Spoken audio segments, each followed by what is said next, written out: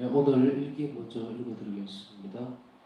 1934년 12월 25일 자정미사. 거룩한 미사가 시작되자마자 나는 곧 내적 묵상에 잠겼고 기쁨이 내 영혼을 가득히 채웠다. 봉헌을 하는 동안에 나는 제대 위에 계신 예수님을 보았는데 무엇과도 비교할 수 없을 만큼 아름다우셨다. 아기 예수님은 봉헌 시간 내내 그 작은 손을 내밀고서 사람들을 하나하나 바라보셨다. 그양성체 때 아기 예수님은 경당 쪽이 아니라 하늘을 우러러보셨다. 그양성체 후에 아기 예수님은 다시 우리를 바라보았지만 아주 짧은 순간 동안이었다. 그러고는 보통 때와 마찬가지로 사제에 의해서 쪼개지고 묶이셨기 때문이었다. 아기 예수님의 옷이 이제는 흰색이 되었다. 그 다음 날에도 나는 같은 것을 보았고 셋째 날에도 마찬가지였다. 내 영혼의 기쁨은 뭐라 표현할 수가 없다. 이 환시는 세 번의 미사를 통해 반복되었는데 항상 처음과 같았다. 1934년 크리스마스 다음 첫 목요일. 나는 목요일이라는 것을 완전히 잊어버리고 성체 조별을 하지 않았다. 밤 9시에 나는 다른 수녀들과 함께 바로 숙소로 갔다. 그러나 이상하게도 나는 잠을 잘 수가 없었다. 무엇인지는 몰라도 내가 해야 할 일을 아직 하지 않은 것 같았다. 정신을 가다듬고 나의 모든 임무를 하나하나 검토해 보았지만 아무것도 생각나는 것이 없었다. 10시가 될 때까지 이 작업은 계속되었다. 10시에 나는 슬퍼하시는 예수님 얼굴을 보았다. 그리고 예수님께서 내게 이런 말씀을 하셨다. 나는 내 고통을 너와 함께 나누려고 너를 기다리고 있었다. 누가 내 정죄보다 내 고통을 더 잘 이해할 수 있겠느냐. 나는 나의 냉정함을 없애달라고 예수님께 청했다. 부끄러워서 감히 주 예수님 얼굴을 볼 생각도 못하고, 그러나 통회하는 마음으로 나는 예수님께 당신의 가시관에서 가시 하나를 뽑아서 내게 주십사고 청했다. 그분께서는 그렇게 해주시겠다고 하시면서 내일까지 기다리라고 하셨다. 그리고 그분의 모습은 곧 사라졌다. 아침 묵상 시간에 나는 내 머리 왼쪽에 가시에 찔리는 것 같은 아픔을 느꼈다. 그 고통은 온종일 계속되었다. 나는 예수님께서 그분이 가시관에 있는 그 많은 가시들이 주는 고통을 어떻게 견디셨는지를 계속 묵상했다. 나는 내 고통을 예수님의 고통에 합치시켜서 그것을 죄인들을 위해서 복음했다. 4시에 조회하러 갔을 때 나는 우리 기숙생 중에 하나가 불순기란 생각으로 하나님께 큰 죄를 범하는 것을 보았다. 나는 또한 그 죄의 원인이 되는 사람도 보았다. 내 영혼은 두려움으로 떨었고 나는 예수님의 고통을 보아서라도 그를 이 무서운 불행에서 빨리 건져달라고 하나님께 청했다. 예수님께서는 나의 청을 들어주시겠다고 대답하시면서 그를 봐서가 아니라 내가 청했기 때문이라고 하셨다. 이제 난 우리가 죄인들을 위해서, 특히 우리 기숙생들을 위해서 얼마나 많이 기도해야 하는지를 이해하게 되었다. 우리의 삶은 진정으로 사도직을 위한 것이다. 나는 사도적 정신을 가지지 않은 채로 우리 수녀원에서, 곧 우리 공동체에서 사는 수도자가 있다는 것은 상상도 할 수 없다. 우리 마음속에는 영혼들의 구원을 위한 열정이 불타고 있어야 한다. 오직 하느님, 주님을 위해서 고통받는다는 것이 얼마나 감미로운지요. 마음의 가장 비밀스러운 깊은 곳에서, 아주 깊이 숨겨진 곳에서 고통받기. 아무도 모르게 수정처럼 순수하게 아무런 동정이나 위안도 없이 번제의 희생제물처럼 타버리기. 주님을 위해서 고통받는다는 것은 말할 수 없이 행복한 일입니다. 제 영은 능동적인 사랑으로 불답니다. 저는 꿈을 꾸느라고 시간을 낭비하지 않습니다. 저는 다가오는 순간순간을 모두 사용합니다. 제 힘으로 그렇게 할 수 있기 때문입니다. 과거는 저에게 속한 것이 아니고 미래도 저의 것이 아닙니다. 제 영혼의 온 힘을 다해서 저는 현재의 순간을 사용하려고 노력합니다. 1935년 1월 4일 보르기아 원장 수녀의 첫 쇄신 회의. 회의에서 원장 수녀는 신앙의 삶과 작은 일들에 충실할 것을 강조했다. 회의가 반쯤 진행되었을 때 나는 이런 말씀을 들었다. 나는 너희들 모두가 현재의 순간들에 더욱 충실하기를 원한다. 나의 정배가 가장 작은 일들에 충실하기에 내 기쁨은 매우 크다. 그 순간 나는 십자구상을 보았는데 예수님의 머리는 식당을 향해 있었고 그분의 입은 움직이고 있었다. 내가 원장 수녀에게 그것을 말해주었을 때 그는 이렇게 대답했다. 보세요 수녀님, 예수님께서는 얼마나 우리의 삶이 믿음의 삶이 되기를 바라시는지요. 원장 수녀는 경당으로 가고 난 남아서 회의실을 정리하고 있었는데 이런 말씀을 들었다. 모든 수녀들에게 말이다. 나는 그들이 모두 지금의 순간들을 장상들에 대한 믿음의 정신으로 살기를 원한다. 나는 이 말씀을 전하는 일을 내게서 면제해달라고 고해 신부에게 간청했다. 나는 성화를 그려야 할 사람인데도 불구하고 어떤 이유로 그림을 그리지 않고 있는 한 사람과 이야기를 하고 있었다. 그때 나는 영혼 안에서 이런 소리를 들었다. 나는 그 사람이 더욱 순종하는 사람 되기를 원한다. 내가 아무리 큰일을 한다고 해도 우리의 노력이나 수고가 순명의 인장을 가진 것이 아니라면 하나님께서 기뻐하시지 않는다는 것을 알았다. 나는 지금 수도자의 영혼에 대해서 말하고 있는 것이다. 오 하나님, 수도원에서는 주님의 뜻을 알기가 얼마나 쉬운지요. 우리 수도자들에게는 아침부터 밤까지 하나님의 뜻이 분명하게 눈앞에 있고 무엇이라도 불확실한 순간에는 장상들이 있다. 하나님께서는 장상들을 통해서 말씀하신다. 1934년에서 1935년 송년의 밤, 나는 자락하지 않고 경당에서 기도할 수 있도록 허락받았다. 수녀들 중에 하나가 자기를 위해서 1시간 동안 조배를 해달라고 부탁했다. 나는 그렇게 하겠다고 대답하고 그를 위해서 1시간 동안 기도했다. 기도를 하는 동안 하나님께서는 그의 영혼이 당신을 얼마나 기쁘게 해드리는지 내게 알려주셨다. 조배의 둘째 시간은 죄인들의 회개를 위해서 복원했다. 그리고 나는 특히 지금 이 순간에 하나님을 거슬러서 붐해지고 있는 죄에 대한 보상을 바치기로 노력했다. 하나님께서는 얼마나 많이 모욕을 당하시고 상처를 받고 계시는지.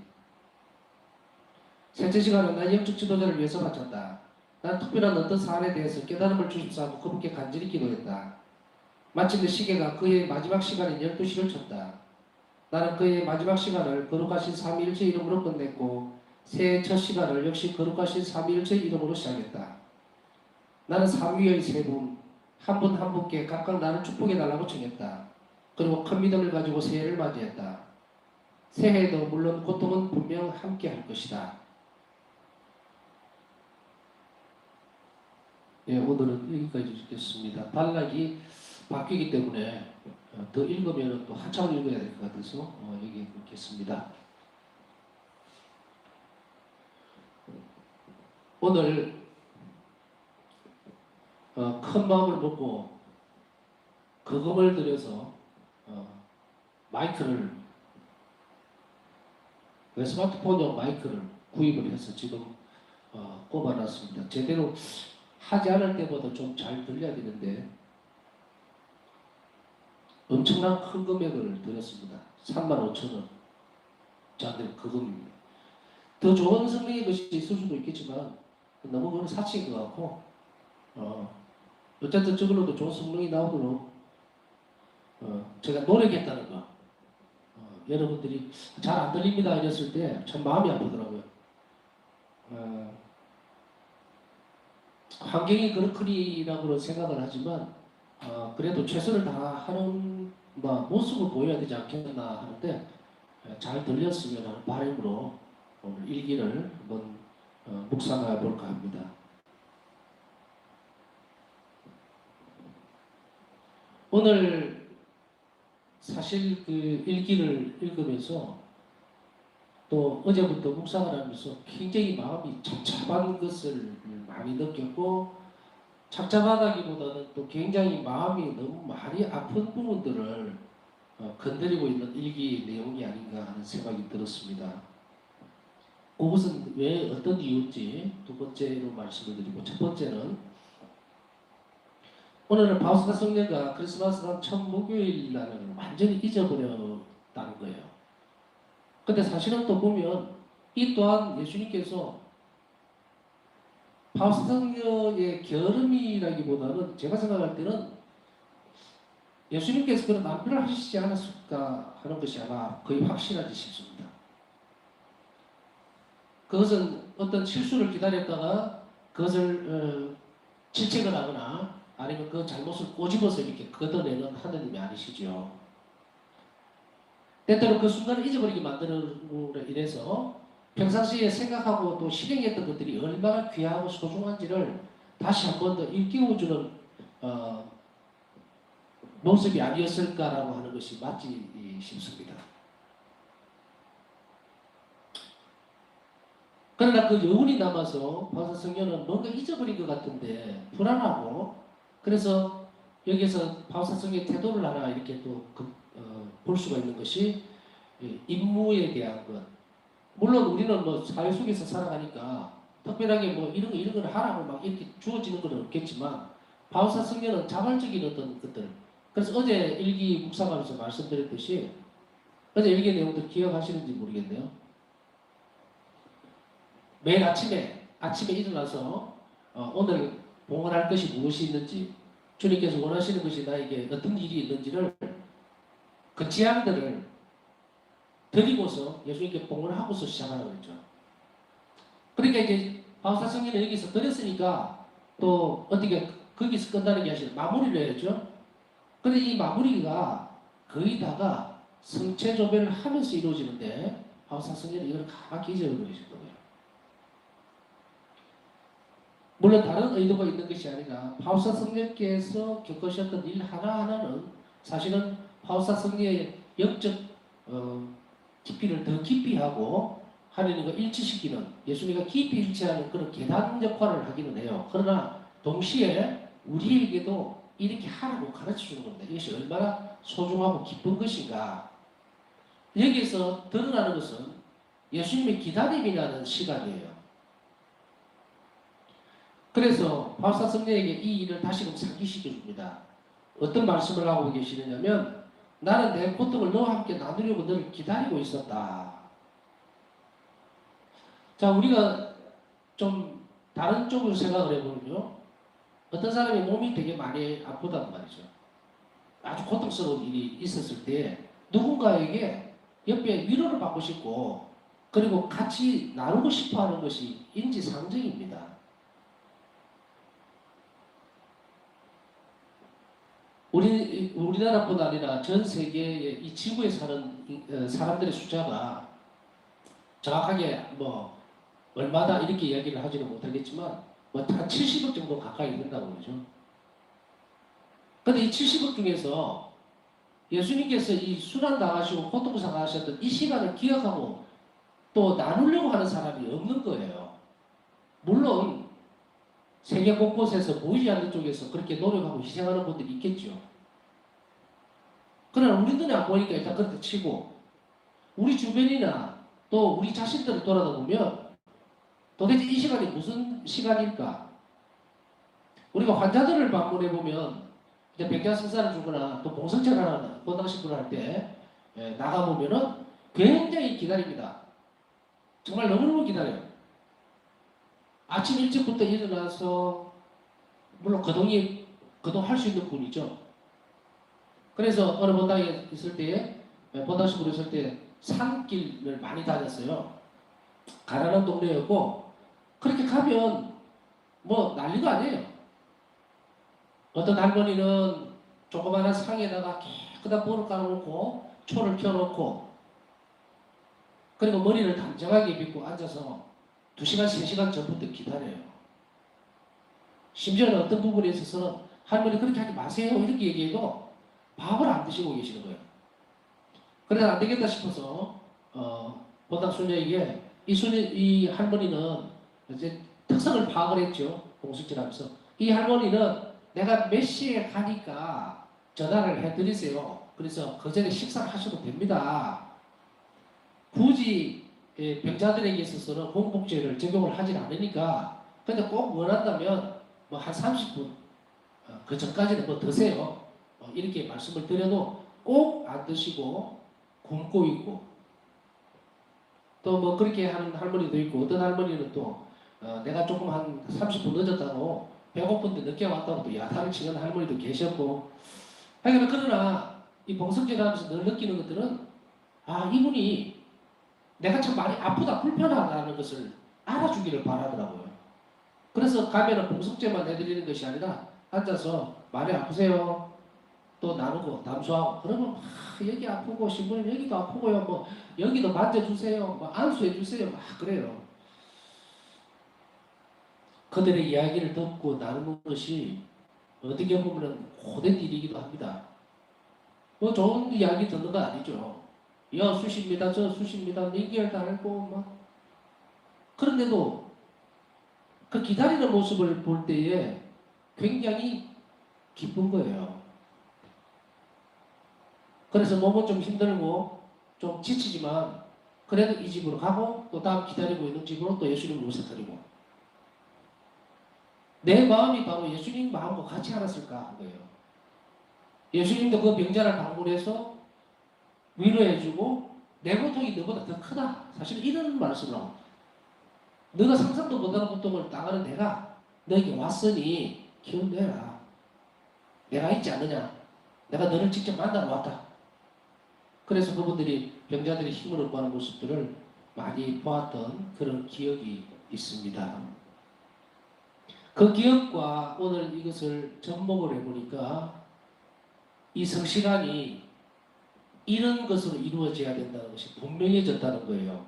나는 내 고통을 너와 함께 나누려고 너를 기다리고 있었다. 지금 이 시간도 예수님은 다른 걸 기다리시는 게 아니에요. 당신 고통을 나누려고 하는 거예요, 나하고. 그래서 주님 이 시간에 정말로 얼마나 고통스러우셨습니까? 그리고 그 자비는 얼마나 큽니까? 온 인류를 위해서가 아니라 나를 위해서. 그래서 저는 그 고통을 압니다. 그리고 그것을 함께 하고 싶습니다. 이게 성시간이에요. 괜히 뭐 이런 말 저런 말 해가면서 내일 뭘 생기게 해주세요. 뭐 어떻게 해주세요. 예수님의 전에 항상 계속하면서 반복되는 부분들도 있습니다. 예수님이 순환과 일치시키면 온 영혼을 다해서 일치시키면 나머지들은 그 걱정하지 말라는 이야기야.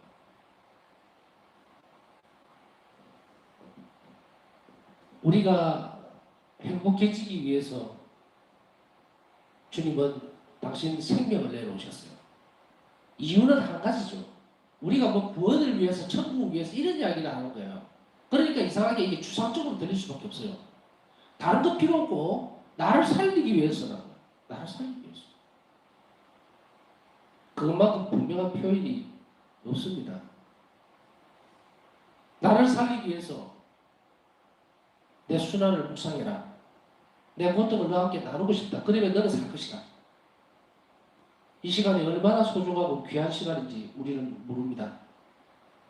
병자들 이야기가 나와서 그런데 어떤 분들은 정말로 오래 병고에 시달리면서 성당을 못 가고 정말로 미사 참배를 한 번도 하지 못하는 분들이 얼마나 많은지 모릅니다. 그 사람들이 게을러서 그렇습니까? 아닙니다. 정말 예수님을 사랑하고 성당에 가고 싶으면 못 가요. 지금 바이러스 같은 이런 상황이 아닙니다. 멀쩡하게 있는 우리가 그들보다 너무도 못하다면 안 될 것입니다. 자, 주제를 바꿔서 이제 이 귀한 시간들을 하나님께 드리는 것에서 주제를 분명하게 해야 되겠습니다. 그래서 첫째는 이 성시간은 예수님 순환에 동참하는 것이어야 한다. 동참을 어떻게 할 것인가? 그 준비는 매일 아침에 첫 시작할 때에 그 자비로운 행위를 할 것을 지향들을 우선 생각하고 움직이는 거예요. 뭐 기도도 좋고 또 실제적으로 이웃을 만났을 때 따뜻한 자비로운 말도 좋고 격려도 좋고 또 냉담자를 만나면 하는 말씀을 전하고 언젠가는 한번 꼭 마음을 돌리셔서 나오세요 하고 따뜻한 말을 전하는 것 이런 것들이에요. 그것이 어디로 이어져야 되느냐면 이 성시간에 주님 제가 이런 것들을 주님을 위해서 이렇게 했습니다. 응? 그리고 이것이 힘들 때도 있었어요. 오늘 나는 좋은 말로 했는데 아주 막 욕설이 나한테 돌아옵니다. 그래서 내가 참았어요. 그리고 그것을 예수님 순환과 합치시켜 주십시오라고 해나갈 때에 나중에는 이제 우리 영혼이 그 기도의 지향들을 따라가면서 하나님께 성화되어 가는 거예요. 그래서 첫째는 여기까지만 먼저 하고요. 그래서 앞으로 더 살아가면서 해야 될 일들, 이 성시간, 또 개인적인 성체조배도 마찬가지입니다. 지금은 조금 바이러스 때문에 그렇지만 그래도 이제는 뭐 30% 미사상대 할 수 있고 또 성당에 가서 성체조배 할 수 있도록 아마 좀 허락을 하고 있지 싶습니다. 개인적으로는 자주 주님을 뵙고 자주 방문하고 안부를 묻고 그렇게 하세요. 저도 이 시간만 있는 것이 아니고요. 이게 경당 비정집이니까 오다 가다 잠깐씩 계속 들릅니다. 하루에 어떤 때는 10번도 들어오고 제가 기적을 바라고 여기 들어오겠습니까? 그냥 이 앞을 지나가기가 멋쓰겠어. 돌아서 인사드리고 가는 겁니다. 그리고 두 번째는 아주 중요한 부분들을 말씀을 하고 있어요. 아침 묵상 시간에 있었던 말씀을 하시면서 이 부분을 한번 기억을 하십시오.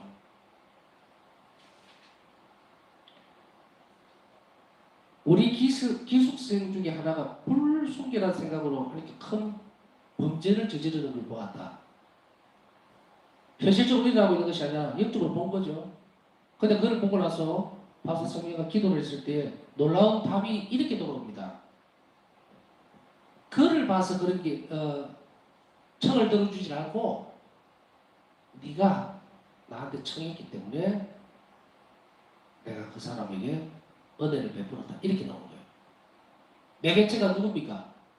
우리는 A라는 사람을 두고서 이 사람 회개하도록 도와주세요. 어떻게 해주세요. 이러면은 이 사람이 그 은혜로운 상황이 받았을 때 이 사람을 보고 한 게 절대 아닙니다. 기도를 바치는 주체를 보고서 그 사람이 은총을 베풀어 준다는 것은 분명하게 드러나는 사실이에요. 누가 회개하고 돌아섰다면 주님께 감사드리십시오. 내 기도를 들어주셨구나.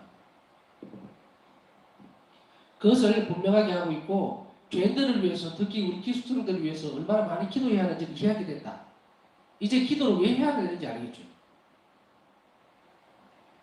내 기도가 없으면 다른 죄인들이 회개를 할 수가 없어요. 전에도 한번 잠깐 지나가면서 말씀을 드렸지만 뭐 우리 아들이 냉담을 하고 있습니다. 뭐 성당 안 나간 지 오래됐어요. 뭐 많죠. 기도하십시오. 멈추지 말고 꾸준하게 계속해서 미사 봉헌하고 또 그를 위해서 열심히 기도 바치고 성체 좀 하고 그러면 돌아서요. 누구 때문에? 그 사람이 이뻐서가 아니에요. 기도 바치는 우리를 봐서 하나님은 은혜를 베풀어 줍니다. 그 다음에 한번 살펴볼 것은 이렇게 규정을 짓고 싶어요. 수동적 사랑과 능동적 사랑에 대한 차이점. 이 대목이죠. 주님을 위해서 고통받는다는 것은 말할 수 없이 행복한 일입니다. 제 영은 능동적인 사랑으로 불탑니다. 저는 꿈을 꾸느라고 시간을 낭비하지 않습니다. 다가오는 순간순간을 모두 사용합니다. 온 힘을 다해서 저는 현재 순간을 사용하려고 노력합니다. 그러면 능동적인 사랑이 적극적으로 이런 태도라면 수동적인 사랑도 있단 말이에요. 그럼 수동적인 사랑은 뭡니까? 수동적인 사랑은 규칙이나 규율만을 지키고 하라는 것만 하고 이게 수동적인 사랑이에요. 영혼의 일체를 향해서 나아가는 그런 노력을 하는 영혼들은 능동적인 사랑에 더 빨리 반응을 합니다. 수동적이라는 말 알죠? 소극적이에요. 하지 말라는 것만 딱딱딱딱 지키는 거예요. 십계명도 보면 하라는 것과 하지 말라는 것이 하라는 것을 하는 것은 적극적인 거예요. 능동적인 겁니다. 하지 말라고 하는 것은 금하는 것을 안 하는 것은 수동적인 거예요. 자식이 부모가 시키는 규칙만 딱 따박따박 지킨다고 해서 사랑이 자라지 않습니다. 이걸 바탕으로 해서 수동적인 사랑을 바탕으로 해서 능동적으로 스스로 움직이면서 사랑을 더 드리려고 할 때 그 사랑은 점점 커지는 거예요. 이웃을 사랑을 보고 이웃 사랑하십시오 했을 때 이건 완전 적극적이면서도 모든 힘을 다해야 되는 능동적인 사랑이에요. 그러니 수단과 방법을 가리지 않고 다 해야 됩니다. 죄송합니다. 이게 수단과 방법이라는 것은 선한 수단과 방법을 얘기합니다. 뭐 다 이해하시겠지만 그래서 밥사 성령에게 있어서는 현재 순간순간을 사용하려고 노력합니다. 이 말은 순간적으로 부딪힐 수 있는 모든 상황들에 대해서 거기에 대해서 능동적으로 사랑을 표현하려고 하는 그 부분들에 모든 열정을 다 쏟았다는 이야기입니다.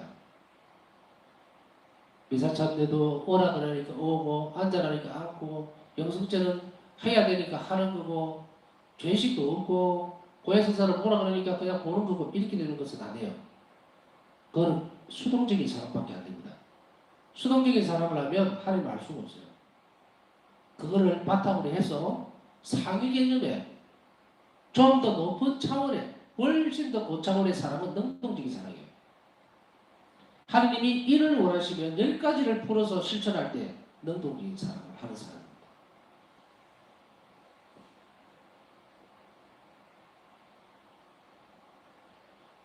그리고 세 번째로 한번 우리가 살펴봐야 할 것은요.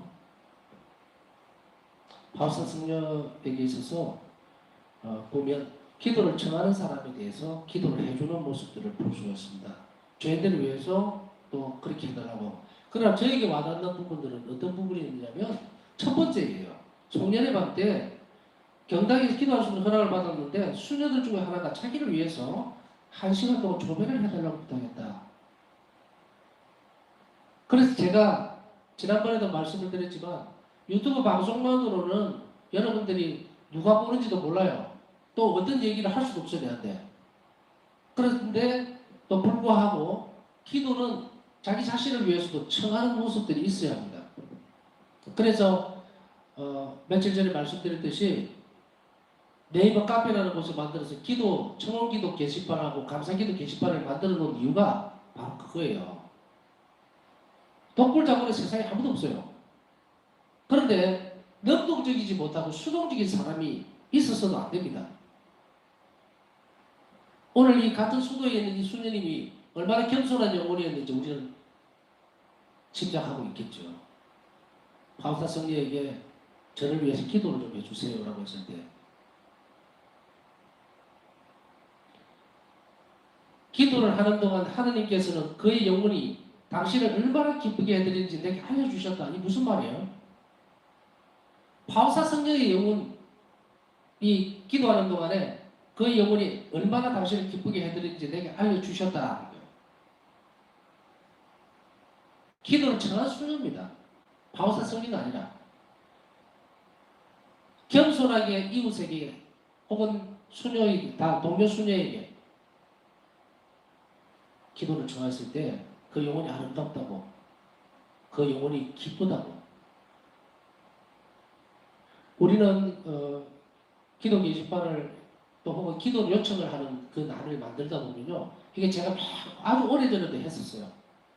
그거 보면은 주로 대부분 무슨 내용들이냐면 누구 합격하게 해주세요. 누구 친절하게 해주세요. 누구 건강하게 해주세요. 뭐 해주세요. 뭐 해주세요. 내가 이빨이 아프니까 뭐 이빨 좀 낫게 해주세요. 이렇게 막 올라와요. 근데 정작 자신의 영적 사정에 대해서 주님께 은총을 청해 주십시오 하는 기도를 못 봤습니다. 거짓말 없이 한 번도 보지 못했습니다.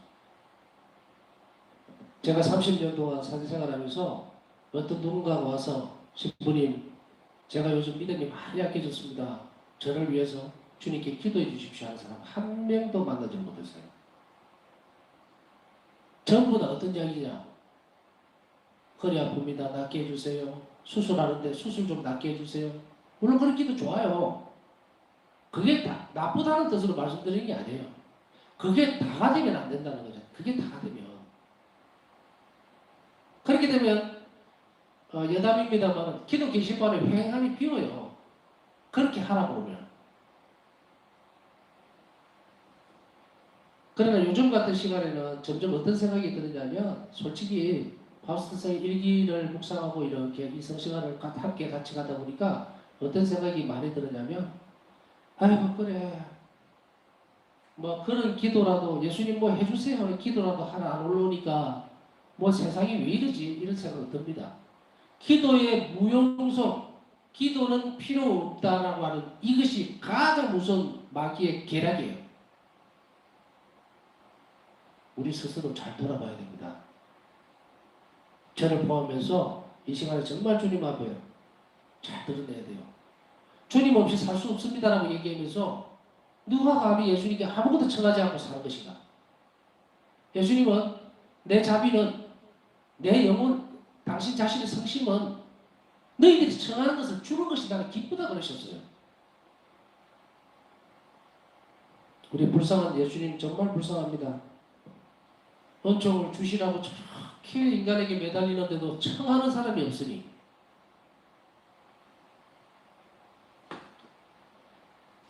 세 번째 드렸던 말씀은 절중에서 들으시고 많이 대화하십시오. 이 시간에라도 주님께 원하는 걸 말씀드리고 영으로 기도하세요. 그리고 우리 청이 들어지기 위해서라도 주님께서 원하시는 것도 제가 들어드리겠습니다 해야 돼요. 이거는 거래가 아닙니다. 거래가. 자식이 부모에게 힘들어요 도와주세요 한다고 해서 그걸 놔버릴 부모님 아무도 없습니다. 아무도 없어요. 근데 언제부터가 우리가 이렇게 벽을 쌓고 주님하고 담을 지고 사는지 모르겠어요. 그냥 혼자 끙끙거리고 혼자 대충 기도하고 대충 기도한다는 말들 아시겠죠? 혼자 중얼중얼하고 마는 거예요. 듣든지 말든지. 그러고 기도했다 그러고. 혼열정을 다해서 기도하십시오. 그 중에 이것도 저것도 모르겠으면 성체 앞에 무조건 가서 엎드리세요. 내 방에서는 예수님 안 계실 수도 있어요. 그러나 이렇게 모셔져 있는 성체는 현존 자체입니다. 그러니 그분 앞에서 우리가 가지고 있는 모든 것을 드러낼 필요가 있습니다. 예, 오늘은 여기까지 하고요. 목사 계속 이어가도록 하십시다.